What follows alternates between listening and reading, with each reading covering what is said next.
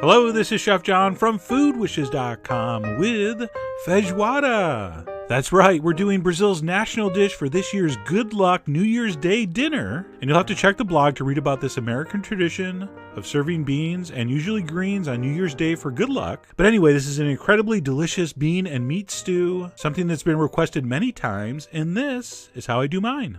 So step one, we want to soak a pound of black beans overnight. That's going to make them cook faster and be easier to digest, which is always appreciated.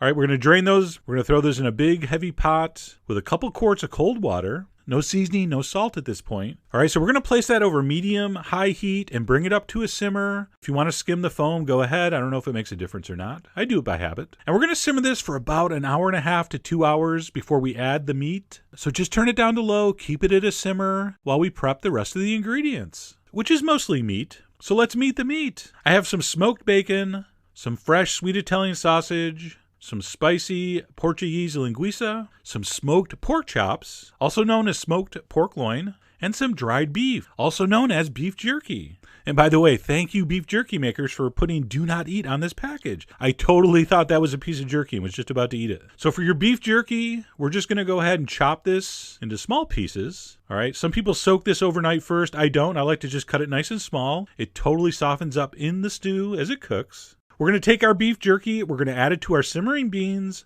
along with a bay leaf. All right, so we're going to stir that in. We're going to go back over to continue prepping our meat. The pork, I'm just going to cut in large chunks. And by the way, save the bones. If it came with bones, we'll throw that into our stew, of course. All right, so I'm going to chunk that up. I'm going to slice my bacon in nice big pieces. I'm going to go ahead and cut my linguiça in chunks. The Italian sausage, you don't have to do anything with yet. So bottom line, just cut your meat up in chunks, not too complicated. Like I said, we're going to add those pork chop bones into the simmering beans. And then all we're going to do is let these beans simmer for about an hour, 45 minutes to 2 hours. And after that much time, they should look just about like this. They're still going to be quite firm, but you can, with a little pressure, crush it with your finger. So they're almost cooked, but not quite. So again, that's going to take about 2 hours. But during that simmering time, you're just not sitting around. You're prepping the rest of the ingredients. So we're going to take our bacon and put it in a dry saute pan over medium heat. We're going to cook it not quite crisp, kind of like that. It's going to start getting crisp around the edges, but it's still going to be fairly fatty.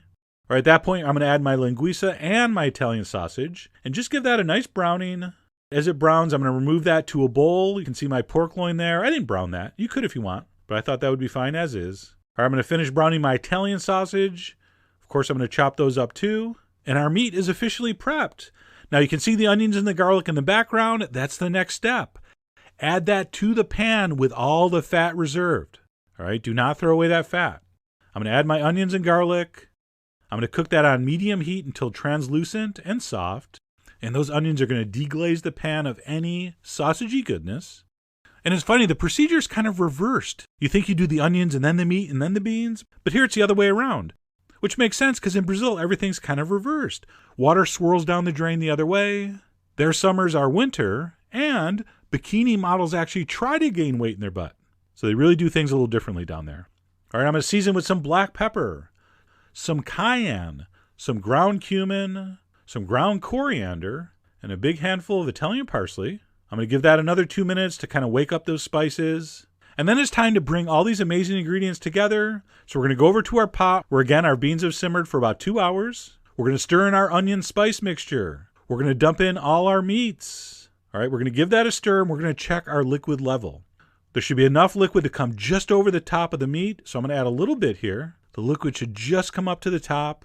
All right, bring that back to a simmer, and then adjust your heat maybe to medium-low, and we're going to cook that for about an hour or until the beans are very, very, very soft and everything starts to thicken up a little bit. All right, and of course, give it a stir once in a while. Now, while that's happening, we're going to make a little bit of a garnish. Traditionally, this stew is garnished with some toasted cassava flour, but there's two problems with that. Number one, I don't know what that is, and number two, I'm out of it. So what I'm going to do is toast some breadcrumbs in olive oil. When that got nice and crispy and golden brown, I added some grated orange zest and some fresh Italian parsley, and I'm going to use that to top my feijoada with. And I have it on good authority that some people garnish this stew with orange slices, so I think I'm totally within my rights to include some orange zest in this. And that's ready.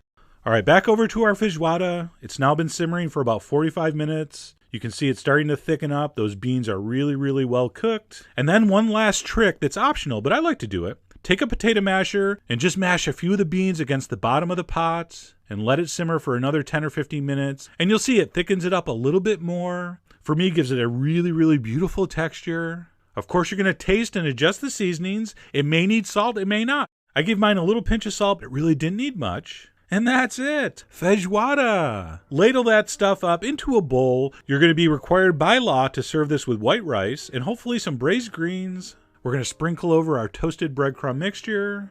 And that was spectacularly delicious. One taste of this and you're like, oh, that's why it's the national dish. I get it. Totally makes sense. Just a really amazing stew.